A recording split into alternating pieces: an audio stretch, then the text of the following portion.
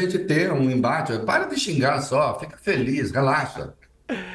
Ó, o Gabriel Galípolo tá falando, né? Agora há pouco a gente mostrou antes de ir pro intervalo. Galípolo diz que Lula sabe de problemas fiscais e que não há bala de prata. Carla Araújo e Fabiola Pérez acompanharam tudo e o futuro presidente do Banco Central, que assume o comando da instituição a partir agora de 1º de janeiro, virou o ano, Galípolo assume, disse hoje que o presidente Lula sabe dos problemas fiscais do país e que não há bala de prata para resolvê-los. Ele disse que o tema das dificuldades fiscais e problemas de contas públicas estão sendo tratados há algum tempo na literatura. O futuro presidente do Banco Central disse que sente isso nas conversas que tem com o presidente Lula, com o ministro Haddad, um reconhecimento do diagnóstico que existem problemas fiscais a serem endereçados no país. O futuro presidente do BC disse que conversou com o presidente Lula hoje de manhã. Em toda a conversa, ele tem clareza de quanto a inflação é ruim para a população. Ele viveu isso na pele, ele sabe o que é uma inflação alta na pele e de uma confiança do Banco Central e diretores e de que eles vão fazer o trabalho para colocar a inflação dentro da meta. O presidente está se recuperando, né? Estou contente que ele está voltando para Brasília. Aliás, falando nisso, o presidente Lula deixou o Hospital Sírio-Libanês, né? Vai seguir para Brasília. Ele passou por uma cirurgia e antes, né, hoje ele passou por um exame, tomografia. O resultado foi considerado satisfatório e ele foi liberado pelos médicos para voltar para São Paulo. Não pode ainda fazer exercícios, viagens internacionais, mas pode exercer as funções do cargo, né, como fez durante essa semana. Recebeu ministros, né, na casa dele aqui em São Paulo. Bom, então, tchau ele não vai dizer, né, Reinaldo? Ele está falando, tô de volta para o mercado e está recuperado, pelo menos, né, parcialmente, já está voltando ao trabalho. E o Galípolo está ali naquele papel que também não deve ser fácil, né, de assumir a cadeira do Banco Central, conversar com essas pessoas que têm um poder enorme nas mãos e atuar também no diálogo com o governo indicado pelo presidente Lula. Quer dizer, é um papel de muito prestígio, né, de muito respeito, mas não deve ser uma missão fácil também essa. Não, não é fácil, né? Você vê, Dieguinho, o dólar caiu quando eu achava que eu ia bater as botas, né? Não é assim que se faz, né? Não, Ele até falou mais ou menos sobre isso. Ele deu uma entrevista para Sônia Bride, né, no Fantástico no domingo e sim, tal. achando que eu ia. E aí eu falei mal do Banco Central, aí o mundo desabou e tal. Bom, enfim. Veja só, é claro que o Galípolo está dizendo, o presidente Lula conhece os. Eu acho muito engraçado. Sabe o que é? Vamos lá. Agora, é que aqueles que xingam ficam bravos quando eu faço esse raciocínio, eventualmente. Mas aí, não xinguem, pensem. Antes da mãozinha nervosa ir lá, falar assim, esse vagabundo, esse Reinaldo, esse vendido. Pensa um pouquinho. Será que o presidente Lula tem noção dos problemas do Brasil? Ele ganhou 5 de 9 eleições diretas. Ele ganhou 5 de 9 eleições diretas, né? Duas, ele, as primeiras duas ele, as outras duas ele por Dilma, e depois essa última agora ele por ele de novo. Será que quem ganhou 5 eleições diretas tem alguma noção do tamanho dos problemas do Brasil, de quais são, da natureza desses problemas? Obviamente ele conhece, né? Como conhece, a meta de inflação que o Conselho Monetário Nacional acabou num erro, e aí sim, um erro que tem a ver com o governo do Lula, baixaram a meta de inflação herdada do Bolsonaro de 3,5%. Você aí, um bolsonarista fanático, né, que não quer, que só vai me xingar antes de ouvir direito o que eu estou falando, ouve direito isso. A meta era 3,5%, que o Bolsonaro nunca cumpriu, né? E nunca cumpriu porque era incumprível. Lembro de novo, em 30 anos, o Brasil teve inflação de 3 ou abaixo em 3 anos.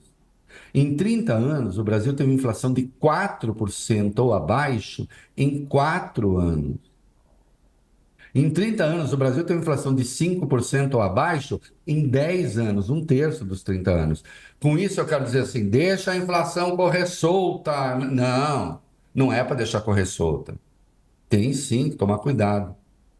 Mas é claro que se sabe também que esta meta de 3, que foi um erro ter baixado a meta, ela não vai ser cumprida nunca. E a depender, o que se fizer para cumprir a meta, você destrói o crescimento. Você destrói o crescimento. É por isso, inclusive, que há uma margem, que na verdade não vale. Essa pergunta foi feita hoje na coletiva.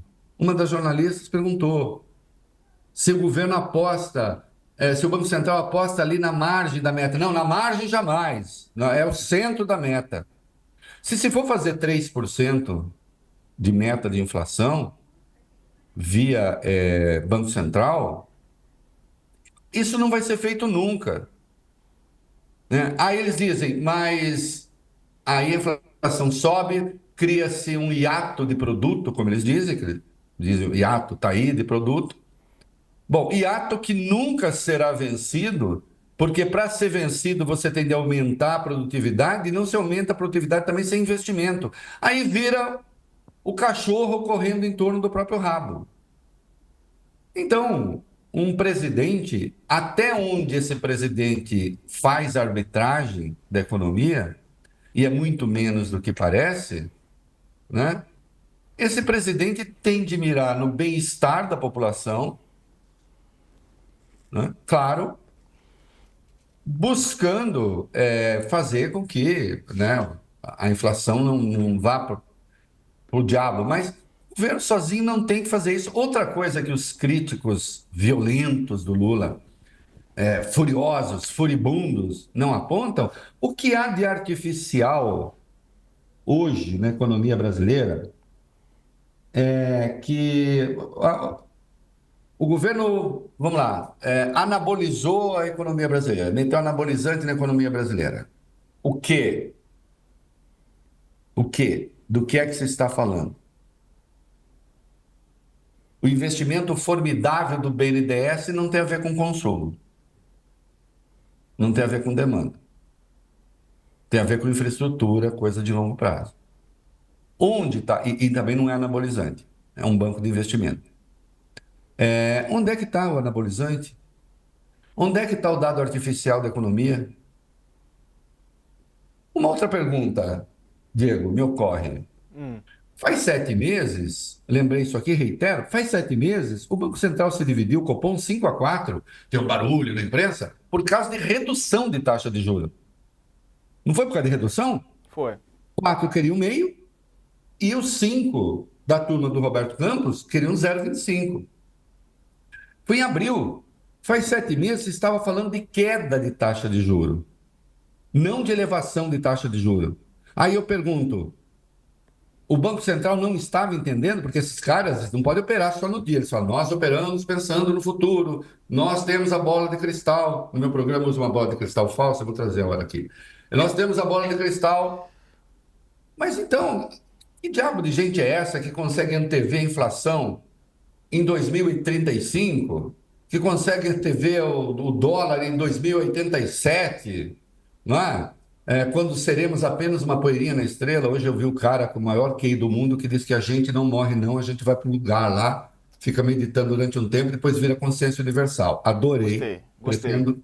pretendo ter o controle dessa inteligência universal quando eu chegar lá, obviamente.